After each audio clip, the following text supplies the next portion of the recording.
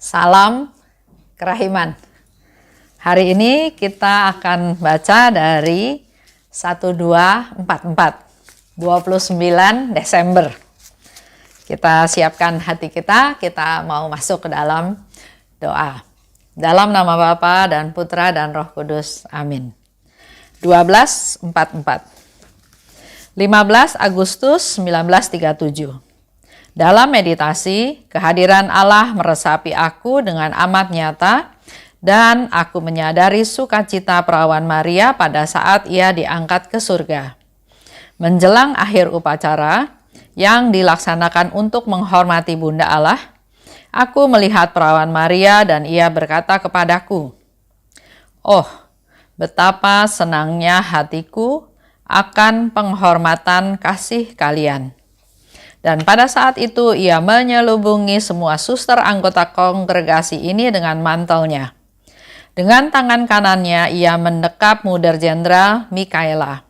Dan dengan tangan kirinya ia mendekap aku, sementara semua suster yang lain sujud di kakinya diselubungi oleh mantelnya. Kemudian Bunda Allah berkata, "Setiap orang yang dengan teguh bertahan di dalam kongregasiku sampai mati akan dibebaskan dari purgatorium. Dan aku ingin agar setiap orang unggul dalam keutamaan-keutamaan berikut: kerendahan hati dan kelembutan, kemurnian dan kasih akan Allah, serta sesama, kemurahan hati dan kerahiman." Sesudah kata-kata itu, seluruh kongregasi menghilang dari pandanganku dan aku tinggal sendirian bersama Bunda tersuci yang mengajar aku tentang kehendak Allah dan bagaimana menerapkannya dalam hidup sambil menyerahkan diri sepenuhnya kepada ketetapan-ketetapannya yang maha kudus. Sungguh mustahil bagi seorang pun untuk menyenangkan hati Allah tanpa menaati kehendak kudusnya. Putriku, dengan tegas aku menganjurkan agar engkau dengan setia memenuhi semua kehendak Allah, karena itulah yang paling menyenangkan dalam pandangannya yang kudus. Aku sangat rindu agar engkau menjadi unggul dalam kesetiaan memenuhi kehendak Allah. Tempatkan kehendak Allah di atas semua mati raga dan pengorbanan. Sementara Bunda Surgawi berbicara dengan aku, suatu pemahaman yang jelas mengenai kehendak Allah menyusup ke dalam jiwaku. Ini terjadi pada tanggal 15 Agustus 1937. Di dalam meditasi, kehadiran Allah meresapi aku dengan sangat nyata. Yang dialami oleh Suster Faustina dalam merasakan kehadiran Allah itu ya. Di dalam diary ini ada beberapa contoh, beberapa sharing yang Suster Faustina berikan. Misalnya dia melihat sinar yang sangat terang. Juga dia melihat salib. Diary 1244. Hal ini terjadi pada tanggal 15 Agustus 1937. Dikatakan oleh Suster Faustina dalam meditasi, kehadiran Allah meresapi aku dengan sangat nyata. Kalau kita juga suka sharing ya di antara teman-teman, ada yang setelah penyembahan dia bercerita, dia sharing. Nah, salah satu atau beberapa sharing dari teman-teman yang pernah saya dengar, dia bilang, "Bu Esther, dalam penyembahan itu saya melihat sinar yang sangat terang." Ada lagi teman yang lain cerita, dia bilang dia melihat salib yang besar. Ada lagi yang cerita, dia bilang dia melihat punggungnya Yesus yang berjubah putih sedang berjalan. Jadi nggak kelihatan mukanya, tapi kelihatan punggungnya. Juga melihat ada rangkaian bunga mawar yang diberikan kepadanya. Ada juga perasaan rasa damai, rasa sukacita, rasa sungguh dikasihi. Jadi ada banyak pengalaman sharing dari teman-teman yang merasakan Allah hadir dan dikatakan oleh Suster Faustina, kehadiran Allah meresapi aku dengan sangat nyata ya. Jadi kelihatan Allah itu sungguh hadir. Dan aku menyadari sukacita perawan Maria pada saat ia diangkat ke surga. Pada saat itu, Suster Faustina juga bisa merasakan kebahagiaan sukacitanya Bunda Maria waktu dia diangkat ke surga. Kita ingat ya, dalam peristiwa Rosario, peristiwa mulia yang keempat, Bunda Maria diangkat ke surga. Yang kelima, nanti Bunda Maria dimahkotai di surga. Kita juga pasti ada satu perasaan senang karena apa yang diminta oleh Tuhan sudah dilaksanakan oleh Bunda Maria. Sehingga dia mendapatkan satu kehormatan, satu posisi, satu keadaan, situasi, dia diangkat ke surga. Menjelang akhir upacara, untuk menghormati Bunda Allah, aku melihat perawan Maria. Dan Bunda Maria berkata kepadaku, kata Suster Faustina ya, betapa senangnya hatiku akan penghormatan kasih kalian. Jadi Bunda Maria akan merasa senang, merasa sukacita, merasa bergembira kalau kita menghormati dia, menghormati dengan kasih, dipersembahkan, diberikan kepada Bunda Maria. Bunda Maria menyelubungi suster-suster Bunda Maria Kerahiman dengan mantelnya. Jadi dia selalu ya dalam penampilan itu dia selalu dengan jubah, dan melalui jubahnya, melalui mantelnya dia menutupi, melindungi, menjaga, memelihara semua anggota kongregasi. Dan Bunda Maria berkata lagi, setiap orang yang dengan teguh bertahan dalam kongregasiku sampai mati akan dibebaskan dari purgatorium. Biara atau kongregasi tempat Suster Faustina sebagai biarawati itu adalah kongregasi suster-suster Bunda Maria yang berbelas kasih. Ya, jadi memang Bunda Maria sebagai ibu dari kongregasi tersebut, Bunda Maria yang berbelas kasih. Sehingga dikatakan oleh Bunda Maria, setiap orang yang teguh bertahan dalam kongregasiku sampai mati. Karena kita juga tahu ya, banyak suster, banyak kaum biarawan, biarawati juga yang pada awalnya dia melaksanakan apa yang Tuhan minta, tapi ada cukup banyak juga yang berhenti di tengah jalan. Ada yang lepas jubah. Ada yang mungkin bermasalah ya, sehingga dia tidak sampai akhir. Nah, di sini Bunda Maria bilang kalau dia setia sampai akhir, sampai mati, maka tidak akan mengalami purgatorium atau dibebaskan dari purgatorium. Aku ingin setiap orang unggul dalam keutamaan-keutamaan. Bunda Maria tetap berharap pada kita semua, pada suster-suster dalam kongregasi, agar melakukan keutamaan-keutamaan, unggul dalam keutamaan-keutamaan, yaitu kerendahan hati, kelembutan, kemurnian, kasih akan Allah dan sesama, kemurahan hati, dan kerahiman. Itu yang menjadi harapan Bunda Maria pada kita semua. Sehingga dikatakan nanti kita bisa tidak perlu mengalami purgatorium. Itu janji khusus untuk suster-suster kongregasi ya. Tapi untuk kita semua juga pasti Bunda Maria akan berdoa pada kita, berdoa untuk kita supaya kita juga mengalami hidup yang berkenan pada Tuhan, unggul dalam keutamaan-keutamaan.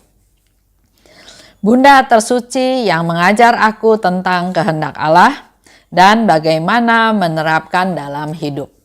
Jadi yang dilakukan oleh Suster Faustina juga dia selalu bergantung pada Bunda Maria, belajar dan terus belajar. Di sini dikatakan Bunda Maria mengajar aku tentang kehendak Allah dan bagaimana menerapkannya dalam hidup. Sambil menyerahkan diri pada ketetapan-ketetapannya yang kudus. Di sana Bunda Maria dengan tegas berkata kepada Suster Faustina, putriku, Dengan tegas aku anjurkan agar setia memenuhi kehendak Allah. Karena itulah yang paling menyenangkan dalam pandangannya yang kudus. Aku sangat rindu agar engkau unggul dalam kesetiaan memenuhi kehendak Allah. Kita tidak hanya sekedar bisa atau melaksanakan kehendak Allah, bukan sekali-sekali, tapi unggul. Lebih dari yang lain ya. Kalau ranking itu termasuk ranking yang di atas. Tempatkan kehendak Allah di atas semua mati raga dan pengorbanan. Jadi kalau dilakukan mati raga, dilakukan pengorbanan, tapi tetap tempatkan kehendak Allah di tempat yang paling tinggi, di atas hal-hal lainnya. Sementara Bunda Surgawi berbicara padaku, aku mendapat suatu pemahaman yang jelas tentang kehendak Allah. Dari apa yang dibahas bersama-sama selama ini dalam menggali rahmat, mengetahui kehendak Allah itu tidak instan. Kita perlu suatu proses, perlu kerendahan hati, perlu keterbukaan, perlu hening, perlu meditasi, perlu waktu untuk berdialog. Berdialog dengan Tuhan, berdialog dengan Bunda Maria untuk kita mendapatkan pencerahan-pencerahan sehingga akhirnya kita bisa tahu apa kehendak Allah. Dan kalau sudah tahu kehendak Allah, bukan hanya sekedar tahu, tapi juga melaksanakannya untuk menyenangkan Tuhan. Dan hari ini kita mendapat pesan dari Bunda Maria untuk unggul dalam keutamaan-keutamaan. Seperti yang tadi sudah disebutkan ya, saya ulang sekali lagi. Kerendahan hati, kelembutan, kemurnian, kasih akan Allah dan sesama, kemurahan hati, dan kerahiman. Itu aja untuk hari ini. Kita lebih mempersiapkan diri untuk bisa masuk ke tahun yang baru dengan suatu situasi yang baru, dengan planning yang baru, dengan tujuan hidup yang baru, supaya semakin hari semakin berkenan pada Allah. Baik, saya tutup ya. Dalam nama Bapa dan Putra dan Roh Kudus, amin. Allah Bapa yang maha baik, terima kasih atas rahmat-Mu yang Kau terus curahkan kepada kami dengan tak henti-hentinya. Begitu banyak contoh, rahmat, berkat, nasihat yang kami terima. Agar hidup kami setahap demi setahap Engkau pimpin di jalan yang Engkau kehendaki, supaya suatu hari nanti kami juga bisa menikmati hidup kekal yang Engkau sediakan untuk kami semua. Pada saat ini, pada hari ini, Bunda Maria memberikan beberapa hal yang perlu menjadi prioritas dalam hidup kami. Bunda Maria, bantu kami dalam doa-doa syafaat-Mu supaya kami dimampukan untuk bisa menjadi manusia yang lebih menyenangkan Tuhan. Dengan unggul dalam keutamaan-keutamaan yang Kau sebutkan. Antara lain dalam kerendahan hati, kelembutan, kemurnian, kasih akan Allah dan sesama, juga dalam kerahiman, dalam kemurahan hati. Biarlah kami boleh menjadi manusia-manusia baru yang lebih peduli, memperhatikan orang-orang di sekitar kami, dan semua itu kami mau persembahkan sebagai persembahan yang hidup dari kami semua. Doakan kami ya Bunda, doakan kami Santa Faustina, supaya kami di tahun yang baru bisa menjadi sungguh-sungguh manusia yang lebih berkenan kepada Tuhan. Kemuliaan kepada Bapa dan Putra dan Roh Kudus, seperti pada permulaan sekarang, selalu dan sepanjang segala abad. Amin. Dalam nama Bapa dan Putra dan Roh Kudus. Amin. Salam kerahiman.